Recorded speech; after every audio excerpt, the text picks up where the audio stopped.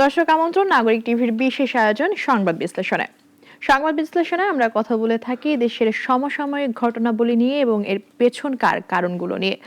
প্রতিদিন একজন করে সহকর্মী এইসব বিষয় নিয়ে স্টুডিওতে উপস্থিত থাকেন আমাদের সাথে আলোচনা করতে। আজও তার ব্যতিক্রম নয়। আজকে স্টুডিওতে উপস্থিত রয়েছেন আমাদের সহকর্মী সানি আহমেদ। সানি, আপনি নিশ্চয়ই অবগত আছেন যে আজকে ডাকসু নির্বাচনে যে তফসিল সেটি ঘোষণা করা হলো, ডাকসুর তফসিল ঘোষণা করা হয়েছে এবং নির্বাচনের একটি সম্ভাব্য তারিখও ঘোষণা করা হয়েছে। দীর্ঘ এতদিন পরে যে তফসিল ঘোষণা করা হচ্ছে বা একটি ছাত্র রাজনীতিতে শিক্ষাঙ্গনে নতুন করে যে আলোড়ন তৈরি হচ্ছে, সেটি নিয়ে আপনার এখনকার পর্যবেক্ষণ কি? এবং এতদিন যে আসলে এই ডাকসু নির্বাচন বন্ধ ছিল, সেটিতে আসলে শিক্ষাঙ্গনে কি ধরনের প্রভাব পড়েছে বলে মনে করেন? ধন্যবাদ জ্যোতি। আপনি দীর্ঘদিন ধরে ছাত্র এবং তাদের সঙ্গে সম্পৃক্ত বিভিন্ন কার্যাবলীতে আপনি নিজেও সম্পৃক্ত ছিলেন। আমরা আজকেই তফসিলটি আমরা পেয়েছি এবং মেবি আপনার 9 সেপ্টেম্বরে ডাকসু নির্বাচন হতে যাচ্ছে। নির্বাচনের আগে আরেকটি নির্বাচন। তো এই বিষয়গুলোতে আগে যেমন ডাকসু নির্বাচনকে কেন্দ্র করে সারা দেশব্যাপী ছাত্র এবং ছাত্রী, শিক্ষক শিক্ষিকা বলি বা দেশের উপরের স্তরের যারা দেশ পরিচালনা যারা দায়িত্ব ছিলেন, তাদের মধ্যে এক ধরনের উত্তেজনা বিরাজ করত। এখন ডাকসু নির্বাচনকে ঘিরে কিন্তু আমরা সেই পরিবেশ কতটুকু দেখছি। অনেকে রয়েছেন আতঙ্কে, অনেকে উৎসাহে, আবার অনেকেই এটা নিয়ে অন্য কিছু বোঝানোর চেষ্টা করছেন যে আসলে নির্বাচনের আগে যে আরেকটি নির্বাচনের প্রক্রিয়াটি শুরু করার। এবং এই সেপ্টেম্বরে কিন্তু আপনি জানেন যে আপনার এই খুলনাতে যে ছাত্র সংসদ যে নির্বাচন রয়েছে আপনার, সেটি কিন্তু 15 সেপ্টেম্বরে কিন্তু নির্বাচন হচ্ছে। আবার কুয়েটে কিন্তু আপনার আজকে দীর্ঘ 5 মাস পর ক্যাম্পাস কিন্তু খুলে দেওয়া হয়েছে। তো সব মিলিয়ে আমরা কিন্তু স্টুডেন্টদের শিক্ষাঙ্গনমুখী আমরা দেখছি।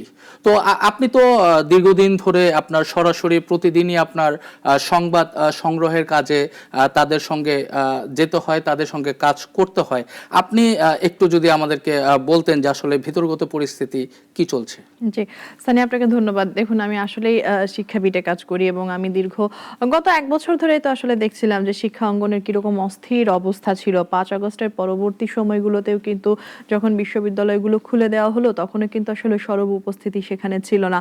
দেখা গেল কিছু প্রশাসনিক কাজকর্ম চলছিল, ক্লাসরুমগুলোতে আসলে তালাবদ্ধ ছিল। এমনকি যে কোনো বিষয় নিয়ে আমরা যখন আসলে কথা বলতে যেতাম কারোর কাছে, তারা কিন্তু স্বতঃস্ফূর্তভাবে মুখ খুলতো না।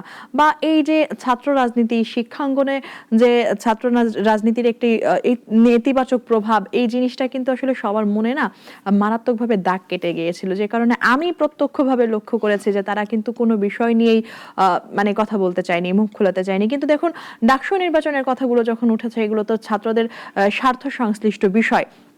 তো এই ব্যাপারটা নিয়ে কিন্তু ছাত্রদের মনে অনেক বেশি আসলে উৎসাহ কাজ করার কথা ছিল, অনেক বেশি তাদের উৎফুল্ল থাকার কথা ছিল যে না, একটা আমাদের প্রেক্ষাপট তৈরি হলো, একটা গ্রাউন্ড তৈরি হলো যারা আসলে আমাদের অধিকারের বিষয়ে সোচ্চার হবে, যারা আমাদের দাবিগুলো নিয়ে কথা বলবে এবং যৌক্তিক দাবিগুলো কিন্তু আসলে তারা তুলে ধরবে।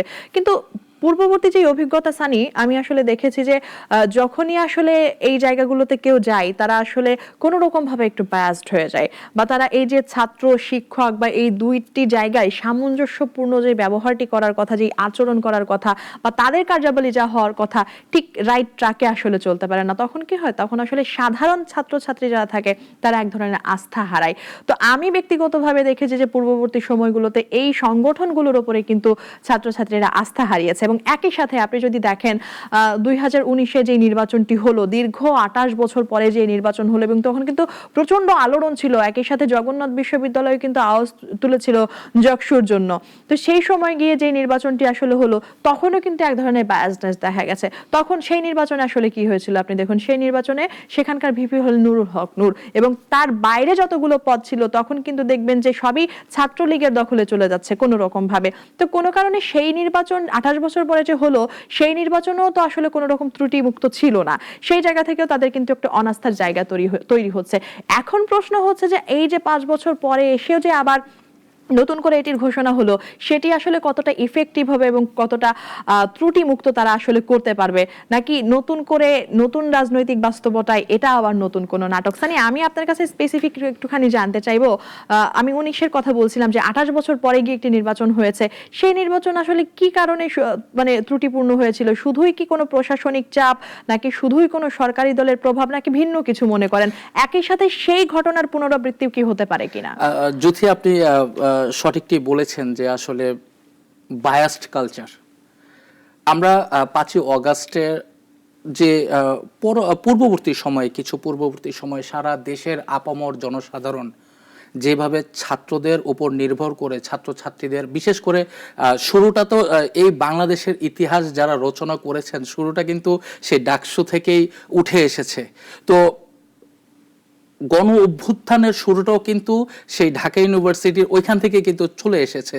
এবং দিন যত গিয়েছিল, 5ই অগাস্টের পূর্ববর্তী কিছু দিনগুলো, ইতিহাসগুলো কিন্তু খুবই স্মরণীয়, যে সারা দেশের মানুষগুলো কিন্তু একত্রে ঝাঁপিয়ে পড়েছিল এবং এই ছাত্ররা আগামীতে এই দেশকে একটি সুন্দর বাংলাদেশ হিসেবে গড়ে তুলতে তারা মুখ্য ভূমিকা পালন করবে বলে এই দেশের মানুষগুলো তাদের উপর আস্থা রেখেছিল। কিন্তু 5ই অগাস্টের পরে বৈষম্য বিরোধী ছাত্র আন্দোলন এবং পরবর্তীতে এনসিপি, এরপরে আবার তাদের সঙ্গে আবার সম্পৃক্ত আবার শিবির, সব মিলিয়ে এখন আমরা যেমনটি দেখছিলাম যে 2019-এর কথা আপনি বলছিলেন, যে ওই সময় কিন্তু ছাত্রলীগের একক আধিপত্য আমরা বিস্তার করতে আমরা দেখেছিলাম।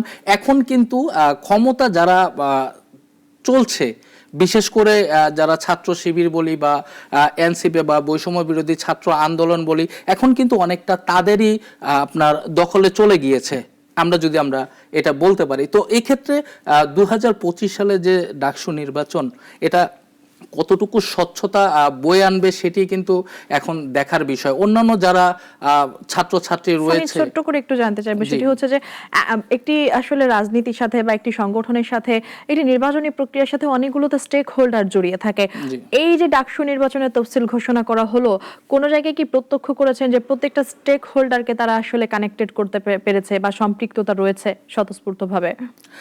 যেমনটা আপনিও কিন্তু এই বিষয়টা একটু ইঙ্গিত দিয়ে গিয়েছিলেন যে আমরা মানে আগের মতো যে স্বতঃস্ফূর্ততা, সেটা কিন্তু এখন দেখা যাচ্ছে না ডাকসুর মধ্যে। এখন কিন্তু এই যে নির্বাচন, সারা দেশ কিন্তু এখন তাকিয়ে আছে একটি জাতীয় নির্বাচনের দিকে। এখন এই জাতীয় নির্বাচনের দিকে তাকিয়ে আছে। এই জাতীয় নির্বাচনের আগে তারা একটি ডাকসু নির্বাচন তারা করতে চাচ্ছে, যে এখান থেকে কিছুটা মেসেজ তারা দিতে চায় যে আসলে পরবর্তী সরকার কোথায় যাচ্ছে বা কাদের সাপোর্টে আছে। যুথি, আপনি ডাকসুর সঙ্গে অনেকের সঙ্গে আপনি সম্পৃক্ত, এবং কারা এই নির্বাচনে অংশগ্রহণ করতে চাচ্ছে বা কারা প্রতিনিধি তাদের দাঁড় করাতে চাচ্ছে, এই বিষয়ে কি আপনার কাছে কোনো তথ্য রয়েছে কিনা? সানি, আপনি আসলে যেমনটি জানতে চেয়েছিলেন, দুঃখিত সময়ের অভাবে উত্তর দিতে পারিনি, এখন বলতে চাই। সেটি হচ্ছে যে জিজ্ঞেস করছিলেন যে ডাকসু নির্বাচনে আসলে কারা কারা অংশগ্রহণ করছে। এক কথায় বলতে গেলে এখনো পর্যন্ত সেরকম কোনো তালিকা প্রকাশ হয়নি বা কোনো সংবাদ মাধ্যমেও আসেনি, কিন্তু আলোচনায় যেটি রয়েছে, নতুন যেই ছাত্র সংগঠন, গণতান্ত্রিক ছাত্র সংগঠন, তাদের কিন্তু একটি এখানে উপস্থিতি, সরব উপস্থিতি কিন্তু লক্ষ্য করা যেতে পারে। সবাই কিন্তু বলছেন, যেহেতু বিগত সময়গুলো আমরা দেখেছি যে যতগুলো ছাত্র সংগঠন ছিল বা একটু প্রভাব বিস্তার করতে পারতো বা যাদের একটু ক্যাম্পাসে জনপ্রিয়তা ছিল, তারা কিন্তু সবসময় সম্মুখ সারিতেই ছিলেন। তো নতুন রাজনৈতিক বাস্তবতায় গণতান্ত্রিক ছাত্র সংসদ কিন্তু এই আলোচনায় অনেক বেশি এগিয়ে রয়েছে। যেহেতু নির্দিষ্ট কোনো তালিকা নেই, এই জন্য এখনো পর্যন্ত স্পষ্ট করে আসলে বলা যাচ্ছে না। সানি, আমি আরেকটু যোগ করতে চাই, সেটি হচ্ছে যে ডাকসুর যে নির্বাচনের সময়সীমা, সেটিও তো আসলে দেওয়া হয়েছে। সেই জায়গায় আসলে এটি প্রকাশ হওয়ার পর কি ধরনের উত্তেজনা দেখছেন সংবাদ মাধ্যমে বা যারা আসলে এগুলো নিয়ে কথা বলছে? যেমনটি আমরা প্রথম পর্বে আলোচনা করেছিলাম যে দীর্ঘ বহু বছর পর 2019 সালের ডাকসুর যে নির্বাচন অনুষ্ঠিত হয়েছিল, তেমনি করে কিন্তু দীর্ঘ 35 বছর পর এই রাজশাহী বিশ্ববিদ্যালয়ে যে কেন্দ্রীয় ছাত্র সংসদ, যে রাকসু, এখানে কিন্তু নির্বাচন অনুষ্ঠিত হবে আগামী 15ই সেপ্টেম্বর। তো এই রাকসু এটা নিয়ে কিন্তু একটু ভিন্ন আমরা চিত্র দেখতে পাচ্ছি, কারণ দীর্ঘ বহু বছর পর এই রাকসুতে নির্বাচন হবে। এই নির্বাচনে কারা কারা পার্টিসিপেট করবে, তা কারা কারা এখানে জড়িত, কোন কোন সাপোর্টে কোন কোন ছাত্র তারা রয়েছেন, কারা পরবর্তীতে নেতৃত্ব দিবেন, এখানে কিন্তু একটু ভিন্ন চিত্র দেখা যাচ্ছে রাকসুতে। জি সানি, তার থেকেও বড় প্রশ্ন হচ্ছে যে কারা কারা পার্টিসিপেট করছে, কিভাবে করবে, বা কাদের আসলে জনপ্রিয়তা বেশি। এর থেকে ইম্পর্টেন্ট যেটি সেটি হচ্ছে যে আপনার আলোচনায় আপনি বলছিলেন যে এই যে জাতীয় নেতা যারা, তারা কিন্তু আসলে এই জায়গা থেকে উঠে এসেছে, এটি কিন্তু হ্যাঁ এটি কিন্তু তাদের রুট আমরা বিগত সময়ে দেখেছি। আলটিমেটলি এখান থেকে উঠে আসার পরে জাতীয় স্বার্থে তাদের ভূমিকা কিন্তু অনেক ক্ষেত্রেই প্রশ্নবিদ্ধ ছিল, যেটা কিন্তু আমরা বিগত সময়ে দেখেছি। এখনো কি মনে করেন যে দেশের স্বার্থে কি আবারও নতুন কোনো নেতা বা তৈরি হতে পারে কিনা, যারা আসলে রাষ্ট্রের স্বার্থে একেবারেই নিবেদিত প্রাণ হতে পারে? দেখুন, হাতের 5টি আঙ্গুল কিন্তু সমান না। তো শুরুটা যেভাবে হয়, আসলে আমরা মধ্য অবস্থায় কিন্তু আমরা তেমনটাও দেখি না, এবং শেষটা তো আমরা অনেকটা ব্যতিক্রম দেখি, যেটা শুরুতে হয়েছিল। তো ছাত্র সংসদ নির্বাচন একটি জাতির যারা নেতৃত্ব দিবে এক সময়, তাদের কিন্তু একটা পাইপলাইন, এই পাইপলাইনের মধ্য দিয়ে তারা আসে, কিন্তু পরবর্তীতে যখন একটি একটি সিঁড়ি করে তারা ধাপে ধাপে এগুতে থাকে, যখন তারা অনেকটা প্রয়োজন দেখে, আপনি দেখেন যে যারা দেশের নেতৃত্ব দিচ্ছেন, দিন শেষে কিন্তু একটি জায়গায় কিন্তু তারা আটকা, সেখানে হচ্ছে অর্থের প্রশ্ন। একটি অর্থ ছাড়া কিন্তু তারা আসলে এই পর্যন্ত কিন্তু বাংলাদেশে অনেকগুলো রাজনৈতিক দল রয়েছে, তো যাদেরই অর্থ এবং প্রভাবশালীতা যত বেশি রয়েছে, তারাই কিন্তু এই দেশটিকে শাসন করে চলেছেন দীর্ঘদিন ধরে। তো ছাত্র সংসদ, সেখানে ছাত্ররা প্রাথমিক অবস্থায় তারা তাদের নৈতিকতার জায়গা ঠিক থাকলেও পরবর্তীতে কিন্তু আমরা অনেকটা পরিবেশ গত দিক থেকে আমরা তাদেরকে বিভিন্নভাবে বায়াসড হতে আমরা দেখেছি, যদিও কিছু কিছু পার্থক্য তো রয়েছেই। তো জুথি, আপনি দীর্ঘদিন ধরে যে ছাত্রদের সঙ্গে আপনি দেখছেন, সংবাদ সংগ্রহ করছেন, এই যে ডাকসু এবং রাকসু, এখন আমরা রাকসু নিয়ে আলোচনা করছি, তো রাকসুতে যারা অংশগ্রহণ করছে বা তাদের যে মোটিভ বা তাদের উদ্দেশ্য বা তাদের মিশন ভিশন, এই বিষয়ে কি কোনো তথ্য রয়েছে কিনা আপনার কাছে? সানি, ধন্যবাদ। আপনি রাকসুর কথা আসলে বলছিলেন। দেখুন, একটি ব্যাপার হচ্ছে যে ডাকসুর কথা আমরা যখন বলি তখন আসলে সেটি আসলে কেন্দ্রীয় জায়গা, যে জায়গা থেকে মূলত যাদেরকে অনুসরণ করে বাইরের বিশ্ববিদ্যালয়গুলো বা ঢাকার বাইরে যেসব বিশ্ববিদ্যালয়গুলো আছে, তারা কিন্তু চেষ্টা করে যে তাদের থেকে আসলে কিছু নিতে। আপনার আলোচনার মধ্যে আপনি কিন্তু বলছিলেন যে বায়াসনেসের যে বিষয়টি রয়েছে। তো গত 5 তারিখের পর থেকে আমরা কিন্তু লক্ষ্য করেছি যে লেজুর ভিত্তিক ছাত্র রাজনীতি এর বাইরে গিয়ে নতুন কিছু করার চেষ্টা। এরপরে আপনার আলোচনার মধ্যে আপনি বলছিলেন যে নতুন যেই ছাত্রদের দল গঠন হয়েছে এনসিপি, সেই জায়গাগুলো নিয়েও কিন্তু অনেক বিতর্ক আমরা দেখেছি। বিভিন্ন সামাজিক যোগাযোগ মাধ্যমে আমরা দেখেছি যে যারা আসলে ছাত্র রাজনীতির কথা বন্ধ করার কথা বললো, তারাই কিন্তু নতুন করে রাজনৈতিক দল খুলে বসেছে।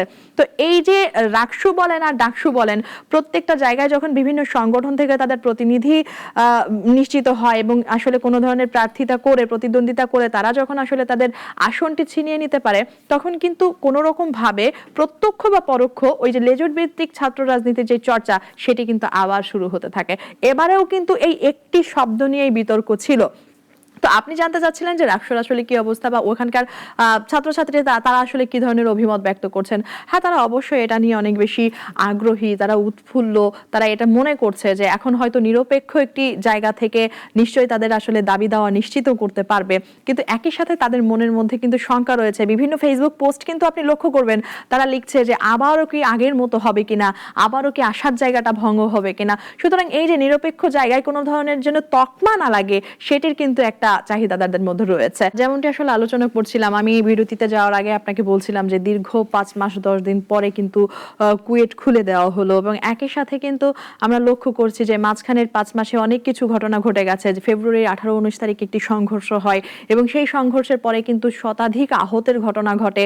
তারপর ক্যাম্পাস বন্ধ করা হয়, ক্লাস পরীক্ষা বর্জন হয়, ভিসির পদত্যাগ হয়, নতুন দায়িত্ব আসে। এরপরে কি আসলে সেখানকার নতুন কোনো চিত্র চোখে পড়েছে বা শিক্ষাঙ্গনে যে স্থিতিশীলতা বজায় থাকার বিষয়টি, সেটিও কি আসলে লক্ষ্য করেছেন? একটি ক্যাম্পাস যদি আপনি বলছিলেন আলোচনা করছিলেন 5 মাস 10 দিন, এটা কিন্তু একটি মানে চলমান ক্যাম্পাস বন্ধ রাখা 5 মাস 10 দিন, এটা কিন্তু অনেক সময়। এবং যখন এখানে একটি কারণ দেখানো হয় যে এই ক্যাম্পাস দখল, কারা করবে ক্যাম্পাস দখল, এই সাধারণ ছাত্রছাত্রীরা যারা, তারা চাচ্ছে না যে ক্যাম্পাসের মধ্যে কোনো রাজনৈতিক দল এখানে প্রভাব বিস্তার করুক। ছাত্র দল তারা দীর্ঘদিন ধরে তারা অপেক্ষায় ছিলেন কবে ক্যাম্পাসটিকে তাদের নিজেদের মধ্যে করে রাখবেন। এবং এর সঙ্গে কিন্তু বহিরাগত কিন্তু অনেকেই এখানে যুক্ত হয়ে গিয়েছিলেন। তো 5 মাস 10 দিন একটি ক্যাম্পাস খুলতে এত সময় যে তারা নিয়েছেন, এটা কিন্তু অনেক একটা ভাবনার বিষয়। এবং যদিও দীর্ঘদিন পরে ক্যাম্পাসটি খুলে দেওয়া হয়েছে বিষয়। এবং নরমালি আপনি দেখুন আসলে সেমিস্টারের মেয়াদ কত হয়ে থাকে, 5 মাস কিন্তু একটা সেমিস্টারের মেয়াদ। জি জি অবশ্যই। আমি এই বিষয়ে আমি যাচ্ছিলাম যে এই যে সর্ববিষয়ে যে শিক্ষাঙ্গন, আমরা ডাকসু বলি, রাকসু বলি, এখন আমরা কুয়েটের আলোচনা করছি। আপনি দেখেন যে যত শিক্ষাঙ্গনের পরিস্থিতি, ছাত্রছাত্রীরা কি শিক্ষা প্রতিষ্ঠানমুখী এখনো হতে পেরেছে? এখন শিক্ষাঙ্গনে কি দেখা যাচ্ছে, মানে ছাত্রদের কাছ থেকে ছাত্ররা এই দেশের গণ অভ্যুত্থানে তারা ভূমিকা রেখেছেন, যেটা অনেক প্রশংসার দাবিদার। কিন্তু ভুলে গেলে চলবে না, আমরা কিন্তু একটি জেনারেশন হারিয়েছি। এটা কিন্তু অনেক বড় একটি বিষয় যে এই জেনারেশনের মধ্যে কি আমরা, আপনি জেনারেশন হারানোর কথা তো বলছেন, কিন্তু মানে একসাথে খুব সংক্ষেপে যদি একটু বিশ্লেষণ করতেন। আপনি 52-তে দেখুন, 61-তে দেখুন, আপনি 69-এ দেখুন, 71-এ দেখুন, প্রত্যেকটা জায়গায় কিন্তু ছাত্রদের একদম প্রত্যক্ষ ভূমিকা ছিল। 24-এ তো সবচেয়ে বড় উদাহরণ। তারপরেও কেন একটা জেনারেশন আমরা হারালাম, এবং কেন একটা জেনারেশন এতটা রাজনীতি বিমুখ হলো? না, আপনি দেখেন যে আসলে যেভাবে ছাত্ররা তাদের শিক্ষাঙ্গন থেকে তারা বেরিয়ে রাজপথে নেমে এসেছে, সেভাবে কিন্তু এখনো তারা শিক্ষাঙ্গন মুখে কিন্তু আমরা হতে দেখছি না। তাদের আচার আচরণ, তারা এখন মানে অনেকটা ট্যাগ লাগাচ্ছেন 24-এর যোদ্ধা, অনেক সমন্বয়ক, পরীক্ষা পেছানোর কথা বলছেন, পরীক্ষায় যে ফল প্রকাশিত হলো সেটা তারা না মেনে সচিবালয়ের মতো একটি গুরুত্বপূর্ণ জায়গায় তারা অতর্কিত তাদের যেভাবে খুশি সেভাবে তারা আন্দোলন চালিয়ে যাচ্ছেন। তো এই জেনারেশন, আমি এই জন্য বললাম যে এই ছাত্রদেরকে আমরা কিন্তু ঘরমুখী বা শিক্ষামুখী কিন্তু আগের মতো করতে পারছি না। এখন এটা বাই নেচার হয়ে গেছে। এখন আপনি যতই আপনি চেষ্টা করেন না কেন বা যতই কিছু দেন না কেন, তারা কিন্তু আগের মতো আর শিক্ষামুখী হচ্ছে না। যদিও এগুলো অনেক ইতিবাচক দিক যে শিক্ষাঙ্গন খুলে দেওয়া হয়েছে, ছাত্রছাত্রীরা শিক্ষাঙ্গনমুখী হচ্ছে, এটা কিন্তু অনেকটা ইতিবাচক। আরেকটুকে স্পষ্ট করে বলবেন, আপনি বললেন যে জেনারেশন হারানোর কথা। একটা জেনারেশন ধরেন আমি 2000-এর পর থেকেই আসলে দেখলাম যে সেই জেনারেশনটা তৈরি হলো, বা জেনজির কথাও যদি আমি আসলে বলি, তো শুধুমাত্র কি একটি নির্দিষ্ট দলের দীর্ঘ সময় আধিপত্যের কারণে, নাকি আমাদের সাংগঠনিক কোনো ত্রুটি বিচ্যুতি আছে যে আসলে প্রদীপের তলায় যে অন্ধকার সেটি আমরা দেখতে পাচ্ছি না, বা সেই রুটে আমাদেরকে হাত দেওয়া দরকার? বিভিন্ন ছাত্র সংগঠনগুলোতে তো লক্ষ্য করি তাদের গঠন প্রক্রিয়া, তাদের কার্যাবলী, তাদের লক্ষ্য উদ্দেশ্য, সেই জায়গাগুলোতেও কোনো সমস্যা আছে, বা ফরম্যাটের একটু ঠিক করা দরকার। না, আপনি সুন্দর কথা বলছেন। কারণ হচ্ছে দেশের যে বড় যারা দেশ গঠনে যারা ভূমিকা রাখবে, তাদের তো এখান থেকে উঠে আসতে হবে। কিন্তু এই উঠে আসাটা যদি সাংগঠনিকভাবে হয়, তাদের নৈতিক চরিত্রের মাধ্যমে যদি তারা এগিয়ে আসে, তখন কিন্তু জাতিগতভাবে আমরাও কিন্তু তাদের নিয়ে অনেকটা গর্ববোধ করতে পারি। কিন্তু তাদের আচার আচরণ যদি একটি আপনার 16-18 বছরের যদি একটি ছেলে একজন মুরব্বীর সঙ্গে বা একজন বড় মানুষের সঙ্গে তারা যদি প্রভাব বিস্তার করে কথা বলতে চায় এবং তাদের ঘরের মধ্যে গিয়ে সরাসরি যদি চাঁদাবাজির আলামত তারা যদি তৈরি করতে চায়, তখন কিন্তু এদের দেখে অন্যান্য যারা অনুসারী রয়েছে, বিশেষ করে একটা মাস স্টুডেন্টস, তারা কিন্তু এগুলো দেখে কিন্তু প্রভাবিত হচ্ছে।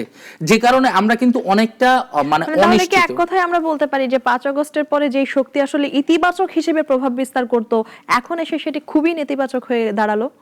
সবাই কিন্তু সেটা কিন্তু বলছি না, কেউ কেউ কিন্তু এই সুযোগের সদ্ব্যবহার করছে, কারণ অর্থ লোভ এবং গদির লোভ, এই দুটি কিন্তু খুব ভয়ানক নেশা, যাকে একবার পেয়ে বসে তার নাম আমরা পলিটিক্স জিনিস। শিক্ষা অঙ্গন বা ছাত্র রাজনীতির সাথে নিশ্চয়ই আসলে এই যে আপনি বলছিলেন যে অর্থলোভ, গদির লোভ, গদির লোভ তো আসলে শিক্ষা অঙ্গনে থাকতে পারে না। তারা হয়তো একটু আধিপত্য বিস্তার করতে পারে, তারা আসলে কোনো সরকারি দলে থাকা কোনো সংগঠনের সাথে যুক্ত হয়ে সেটি লেজুর বৃত্তি করতে পারে, কিন্তু তারপরেও এখানে এই শিক্ষা অঙ্গনের অবস্থা এত বেশি অস্থিতিশীল কেন হবে? তা মানে সাংগঠনিক কোনো দুর্বলতা কি চোখে পড়ে কিনা? অবশ্যই সাংগঠনিক দুর্বলতা, আরো কঠোর হওয়া দরকার। জি জি, অবশ্যই অবশ্যই শিক্ষাঙ্গনে যারা রয়েছেন আসলে কঠোরতা দিয়ে দিন শেষে যদি আমরা সমাধানে আসতে চাই, আমরা কঠোরতা দিয়ে এই জেনারেশনকে। কঠোরতার মানে কি সানি যে শুধুমাত্রই শিক্ষাঙ্গনে ছাত্র রাজনীতি আসলে বন্ধ করা? এর আওয়াজ তো আমরা দেখেছিলাম 5 আগস্ট পরবর্তী সময়ে দেখেছি, আগেও দেখেছি যে শিক্ষা অঙ্গনে আমরা ছাত্র রাজনীতি চাই না। ছাত্র রাজনীতির ফলেই তো ছাত্রলীগকে নেতিবাচকভাবে আমরা দেখেছি। তো কঠোরতা মানে কি শুধুমাত্র বন্ধ করে দেওয়া? না না না, কঠোরতার বিষয়টাই সেটি নয়। আপনি ক্যাম্পাসে আপনার ছাত্র রাজনীতি এটা হতে দিতে হবে, কারণ হচ্ছে পরবর্তী জেনারেশন এই ধারাবাহিকতা পাইপলাইনের মাধ্যমে উঠে আসে এবং যুগে যুগে এটাই হয়ে আসছে। আপনি এই পর্যন্ত ছাত্র রাজনীতি বন্ধ করার জন্য অনেক আলোচনা করেছেন, কিন্তু এখনো পর্যন্ত আমরা দৃশ্যমান এই বিষয়টিকে আমরা দেখতে পারিনি। যেহেতু এটা চলমান, তো এই চলমান জিনিসগুলো যদি সাংগঠনিকভাবে হয়, সুন্দর সুষ্ঠুভাবে যদি হয়, এবং যেটি আপনি বলছিলেন যে লেজর ভিত্তির স্বভাব, এটা বাই নেচার হয়ে যায়। সবাই চায় যে একজনের উপরে একজন থাকার জন্যে। এই যে আপনার একটা হচ্ছে গদির তো শ্রেণী বিভাগের অভাব নেই। আপনি ন্যাশনালের মধ্যে দেখবেন যে তাদের গদি একরকম, তারপর নিচের সারিতে দেখবেন তাদেরও একটা গদির সিঁড়ি একরকম, যে প্রভাব বিস্তার করাটাই এখানে মূলত প্রাধান্য পাচ্ছে। তবে দিন শেষে এই ছাত্রছাত্রীদেরকে আবার আমাদেরকে শিক্ষামুখী এবং ইতিবাচকভাবে তাদেরকে বইয়ের মধ্যে আবার আনতে হবে। এটাই হচ্ছে দিন শেষে। একেবারেই যথার্থ কথা বলেছেন আপনি সানি, এবং আমরাও কিন্তু আসলে লক্ষ্য করেছি যে গত 1 বছরের শিক্ষাঙ্গন একেবারে অস্থিতিশীল ছিল। সেই জায়গা থেকে ডাকসু নির্বাচন বা কুয়েটের 5 বছর পরে আসলে স্বাভাবিক কার্যক্রম পরিচালনা করা, সেটি আমাদের মনে অনেকটা আশা জাগাক এবং শিক্ষাঙ্গন অনেক বেশি স্থিতিশীল হোক, একটি সুষ্ঠু সুন্দর প্রজন্ম গড়ে উঠুক, সেই প্রত্যাশা আমরা করি। সানি, আপনাকে অসংখ্য ধন্যবাদ আমার সাথে সময় দেওয়ার জন্য। আপনাকে অসংখ্য ধন্যবাদ। দর্শক, আজকের মতো এ পর্যন্তই। আজকের সংবাদ বিশ্লেষণ এখানেই শেষ করছি। সবাইকে ধন্যবাদ।